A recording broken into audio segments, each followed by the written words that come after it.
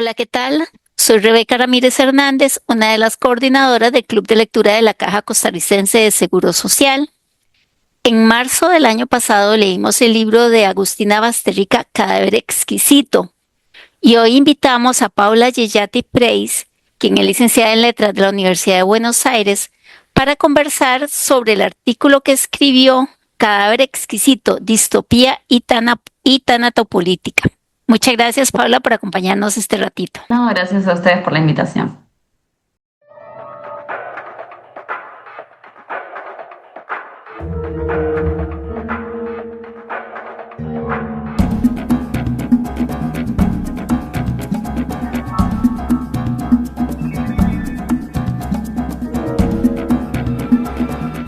Bueno, me encanta el abordaje que hace del artículo, sobre todo en la parte donde está haciendo una comparación con el capitalismo actual.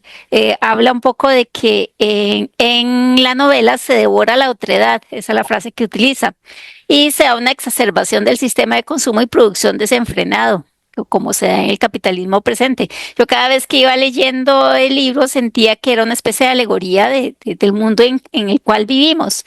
No nos comemos literalmente, pero sí nos utilizamos unos a otros, ¿verdad? Un poco por ahí siento que va un poco la idea del libro y cómo desde la autoridad, desde los gobiernos, sobre todo los gobiernos totalitarios, se institucionaliza esta forma de comportamiento, sea en la novela para comerse a otras personas o sea en nuestra vida cotidiana para abusar del trabajo o de la producción de otras personas. Sí, totalmente. A mí me pasó leyendo esta novela que para mí tiene elementos que comparte con muchas distopías, que explora un poco cómo un estado fascista se comporta en un escenario de escasez de recursos o de una supuesta crisis, donde cada vez lo que hace es un poco pone a la sociedad contra otra contraparte de esa sociedad, ¿no? Un poco esta cuestión del enemigo interno, de escindir la sociedad entre aquellos que merecen el cuidado estatal y aquellos que no lo merecen y en este caso ni siquiera son considerados humanos, ¿no? Esta cuestión de tener una minoría que es tratada como ciudadanos de segunda, ¿no? Que siento que es aplicable hoy en día en muchos contextos. Siempre siento que ante una crisis surgen estos discursos de buscar un enemigo interno o buscar un grupo que justamente es considerado menos y con el cual se ensaña, ¿no?, el discurso estatal. Bueno, y en cuanto a esta novela en particular, me interesó, bueno, analizar un poco esto, el comportamiento estatal, pero sobre todo cómo funciona el lenguaje para naturalizar esta división social, ¿no? O sea, tenés una parte de la sociedad que elige olvidar lo que está comiendo, que son básicamente personas, y parte de esa naturalización está muy ligada al lenguaje, ¿no? O sea, hay una prohibición a, por ejemplo, hablar de asesinatos cuando se mata a estas cabezas o, o lotes, o no se los nombra como personas siquiera, y se los diferencia de lo que son considerados personas con nombre y apellido, ¿no? Como esos son los ciudadanos considerados humanos, ¿no? En este libro. También hay una normalización que se da a través de la publicidad. En el libro, de hecho, aparece una publicidad que es una ama de casa sirviendo la carne especial. De vueltas, lo que se hace es, con el lenguaje se invisibiliza mucho el horror de lo que está sucediendo. Porque nombrarlo sería básicamente poner en un primer plano la monstruosidad de la realidad que están viviendo. Entonces el canibalismo no se puede nombrar como tal y lo que se hace es se esconde desde el lenguaje estatal, ¿no? Bueno, atrás de todo este aparato discursivo es como el Estado básicamente escinde la sociedad en dos. También hasta se habla de los carroñeros, que son en realidad grupos de personas empobrecidas que también son considerados salvajes, o sea, se les saca la humanidad a esos grupos simplemente porque no tienen el dinero como para comprar carne oficial y básicamente asesinan por fuera del sistema de la industria alimenticia, ¿no? Que en realidad es básicamente lo que se está haciendo legalmente, pero ellos lo hacen por fuera del sistema y por eso son considerados salvajes. Eh, pero nada, o sea, me parece una novela muy interesante para analizar eso, cómo desde el discurso se puede hacer esta separación entre aquellos como ciudadanos de primera y aquellos que no merecen los mismos derechos, ¿no? Y es claro cómo el lenguaje construye realidades en general y las citas que hace Totalmente. de Nietzsche y de Judith Butler es un apoyo teórico muy importante para ese desarrollo en el texto. Incluso lo vemos cotidianamente y en las reivindicaciones de grupos que han sido discriminados, cómo se van apoderando de ciertas palabras que se utilizaban como insultos se enorgullecen de su condición y lo hacen como algo positivo, lo hacen ver como algo positivo. En estos casos, más bien el lenguaje es utilizado para quitar el horror, para limpiar el horror de lo que está sucediendo. Y pasa todo el tiempo, como utilizamos muchas palabras más suaves para no sentir que estamos ofendiendo, para no sentir que eso de lo que estamos hablando es aterrador, es innombrable. Hablemos un poquito hay otros dos temas que giran ahí en el artículo que también me parecen fascinantes y es desde la concepción de Foucault sobre la tanatopolítica y creo que es muy actual en este momento con el crecimiento de gobiernos totalitarios, incluso hasta políticos que rondan el fascismo y es simpático porque lo que hacemos es decir que son conservadores para utilizar una palabra más liviana, pero tienen políticas que son fascistas, que son agresivas hacia ciertos grupos.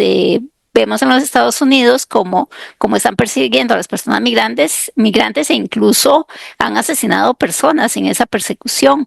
O vemos como en todos los países latinoamericanos se trata mal a las personas que se están movilizando para buscar mejores condiciones de vida, se les criminaliza, cuando lo único que hacen es buscar mejores condiciones de vida. Eso que decís me Ujú. parece súper interesante. Justamente siento que es una novela muy actual que sea aplicable a muchos contextos. Y hoy, mirando a Estados Unidos particularmente, aparece de vuelta esta cuestión del lenguaje de cómo se nombra a estos inmigrantes ilegales. O sea, se los nombra como aliens.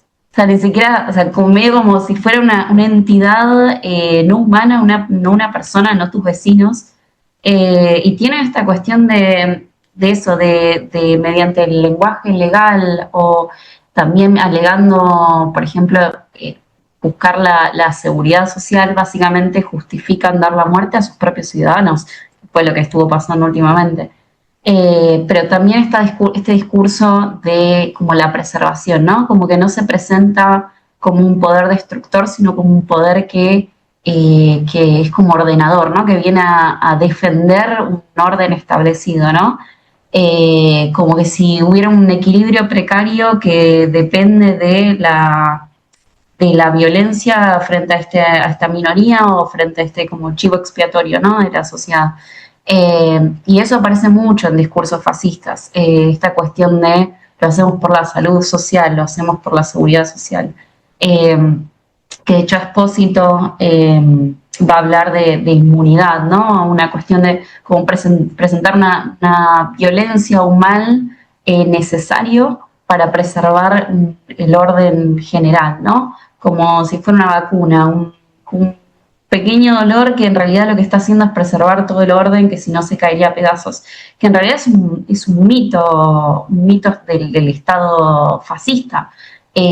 Justamente en la novela lo que se presenta desde el principio es que Marcos Tejo pone en cuestión hasta la realidad de esta teoría del virus. Como dice, el virus puede ser simplemente una excusa porque había un contexto de sobrepoblación y falta de recursos y termina de ser la excusa que permite al Estado normalizar un contexto de depredación, ¿no? De parte de la sociedad. Eh, pero sí siento que este ensañamiento con ciertas minorías aparece mucho en todos los contextos de Estado fascista, ¿no? Solo que en la novela, bueno, es todavía más horrendo porque lo llevan al punto tal de normalizar el canibalismo, pero siento que no estamos tan lejos en cuanto a discursos hoy en día de deshumanizar a parte de la sociedad, ¿no? Y usted solo es valioso si puede consumir, si tiene recursos. Entonces volvemos al tema también de la aporofobia. Sí, Los excluidos es la gente pobre, los carroñeros, hay gente que no puede consumir, que no puede comprar, y con todo y sí. todo tienen la suerte de no haberse convertido en carne de consumo, ¿verdad? Pero están ahí como usted decía, para mantenerlos como ese enemigo que está por ahí, ese que obliga a proteger a los ciudadanos, tener un toque de queda y demás, porque al fin el gobierno lo hace por el bien de la ciudadanía honesta que sí consume, que sí Sí, sí, produce. total. Aparece como el cuerpo como mercancía, que también lo vemos, no sé, en distopías como el cuento de la criada, de la cuestión de nombrarlos como vientres, o sea, que es como medio su valor de uso, básicamente, que de hecho aparece un poco, acá se nombra creo como hembras, pero está esta cuestión de la animalización del cuerpo y el cuerpo vuelto mercancía, ¿no? Que aparece también bueno, hay una novela, no sé si la leíste, Beloved, de Toni Morrison, que no es distopía, pero deja muy en claro cómo se usa esta animalización del cuerpo de la población negra en Estados Unidos en un contexto de guerra civil, y de cómo se le sacaba todo tipo de humanidad, y justamente esa cuestión de la animalización y la deshumanización está muy ligado a esto de la mercancía, o sea, el cuerpo de la población negra en ese momento era tratado como mercancía, entonces se le restaba todo valor humano, ¿no? Y también en el artículo hablaba del texto de Swift, de Una modesta proposición, que es satírico, pero está en un contexto de hambruna en Irlanda, y dice, bueno, si no tienen que comer los campesinos pobres, ¿por qué no básicamente legalizamos que puedan comerse a los hijos de más que tienen? Esta cuestión medio, o sea, está satirizado en el texto, pero de vuelta aparece el canibalismo de, bueno, si son demasiados no tienen que comer, cómanse entre ustedes, como de normalizar el horror de, bueno, es carne, es un producto más. Eh, y siento que es eso, como parte de la deshumanización que se hace, ¿no? Esos cuerpos.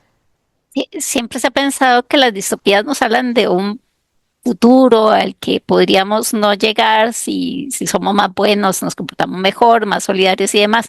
Pero de pronto pienso en que se han escrito en muchos estadios del desarrollo del ser humano. Entonces de pronto más bien nos están hablando de lo que somos, de lo que somos realmente, lo que hemos sido a través de la historia, siempre aprovechándonos unos de otros, objetivizando a las personas para poderlas utilizar. Y es lo que vemos en casi todos los textos distópicos. Y en Cadáver Exquisito y en 1984, que mencionaste también en el artículo, hacen más explícito el uso del lenguaje para lograr esos fines. Sí, totalmente. En 1984 aparece como esta neolengua, que es la que usa el Estado para básicamente restringir cómo nombramos la realidad, porque como vos decíamos, eh, el lenguaje construye realidad. Entonces, si yo no puedo nombrar la canibalización como un asesinato, y lo escondo, lo que estoy escondiendo es el horror, estoy ayudando a alienar a la sociedad de ese contexto monstruoso en el que está viviendo, ¿no? Eh, pero sí, 1984, y estoy pensando también, hay una novela argentina que se llama Plop, que es también una distopía, que es interesante porque se escribió justo después del contexto del 2001, de la crisis del 2001 en Argentina, que fue una crisis económica muy importante, donde la gente no tenía trabajo, no tenía con qué comer. Eh, Y esa distopía lo que explora también es esto de un mundo del capitalismo salvaje donde literalmente se usan los cuerpos y se habla de usar el uno al otro. Y cada cuerpo, su único valor de uso es básicamente, su único valor es básicamente su valor de uso, ¿no? Es un poco llevar al extremo estas ideas del sálvese quien pueda que tenemos hoy, del individualismo que tenemos hoy, ¿no? Y lo que llevan al extremo es básicamente es como una fragmentación de la comunidad. No hay, en estas distopías generalmente no se puede armar una comunidad, porque desde el mismo Estado lo que hace es poner la sociedad a sus ciudadanos unos contra los otros, para que justamente no haya, se desarme esta sensación de comunidad y de que solo la gente solo esté enfocada en su propio bienestar y en sobrevivir. Y o sea, anulan básicamente cualquier capacidad de rebelión popular, ¿no? Con esta atomización social. Eh, que siento que de vuelta es una exacerbación de cosas que vemos en el presente, porque toda distopía es en el fondo una reflexión sobre el contexto actual, por más que se presente en el futuro, en un lugar diferente.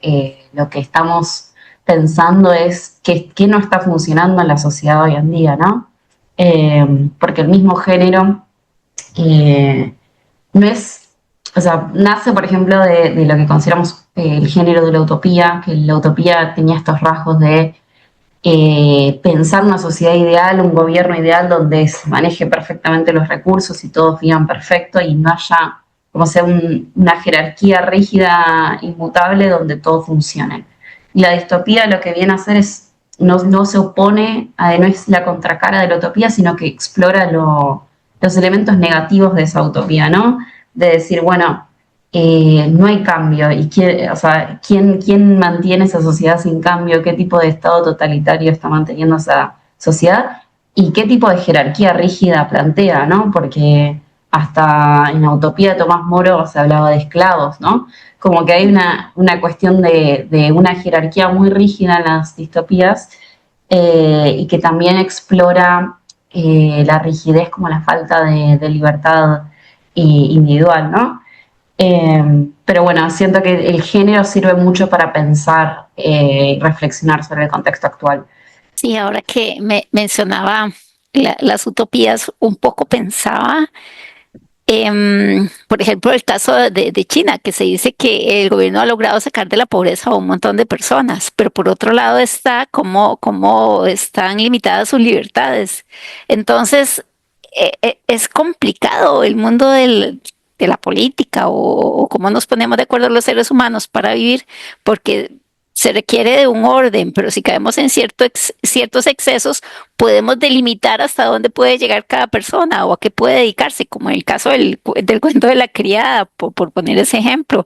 Entonces, puede ser una sociedad muy, muy ordenada, pero las personas no pueden elegir, como ahora que dicen que todas tienen que estudiar carreras de ciencia y tecnología, que no hay que estudiar letras o humanidades, que lo que da recursos a los pueblos es eso. Entonces, es esa sensación de que con el orden podemos estar bien todos, pero por otro lado, ese orden no nos permite desarrollarnos como seres humanos, como individuos. O sea, siento que los dos géneros se preguntan, hacen la misma pregunta de qué orden es el mejor para administrar básicamente una problemática que es la escasez de recursos. Eh, y que, bueno, la distopía justamente explora, o sea, plantea esto de ningún orden puede mantenerse en el tiempo exactamente igual sin, o sea, por ejemplo, por tomar una donde supuestamente hay como un orden un poco menos, un poco más equitativo, como puede ser, no sé, la de Aldous Huxley, ahí se me fue el nombre, Un Mundo Feliz. Que ahí supuestamente no planteamos un escenario donde tenés una población tan claramente sometida, pero justamente la problemática de esa distopía es la preservación de ese orden tal cual está, siempre tiene que someter a cualquier tipo de cambio, ¿no? A la fuerza. Entonces está esa pregunta siempre por la forma de gobierno y de el equilibrio entre básicamente la centralización de las políticas del Estado versus la libertad individual. Eh, lo que tiene una distopía como la de Cadáveres Exquisitos, que además explora el escenario de la distopía de la mano de lo que antes era considerado un rasgo utópico, que era el control de la humanidad sobre la naturaleza, ¿no? Esta cuestión de la explotación del hombre de la naturaleza que deviene básicamente en la crisis central de la novela, ¿no? Como esta idea antes de modernista de la civilización viene de la mano de dominar la naturaleza que nos rodea, termina siendo el detonante de muchas distopías, de la crisis ambiental, de la escasez de recursos, esta idea de querer controlarlo todo desde el Estado, desde la tecnología, muchas veces deviene en la crisis que intenta resolver, ¿no? Creo que en general este tipo de libros y en particular el de Agustina Basterrica nos permiten reflexionar sobre el mundo en el cual vivimos. Y es una forma, a ver, que nos permite hacer un poco de catarsis, ¿verdad? Un poco de catarsis meternos en la lectura y descansar un poco de la realidad que a veces resulta ser bastante complicada. Paula, le agradezco mucho que este ratito para conversar. Quisiera que le mandara un mensaje a los seguidores del canal y a los miembros del club respecto del libro, la literatura y darle un espacio para que se despida de los compañeros del club de lectura y también para los seguidores del canal de YouTube del club. Bueno, muchas gracias por la invitación. Espero que hayan disfrutado el libro. Siento que es un libro súper interesante para pensar la realidad, como cualquier distopía que trate temas así. Siento que por más que parezcan escenarios lejanos, a veces la fantasía, la ciencia ficción, la distopía muchas veces nos permite reflexionar sobre hoy en día y nuestra sociedad. Y nada, espero que hayan disfrutado mucho de la charla y muchas gracias. Muchas gracias, Paula. Muchas gracias también a quienes siguen el canal. Recuerden marcar la campanita para que les llegue un aviso cada vez que subimos un video. Que la pasen bien. Hasta luego.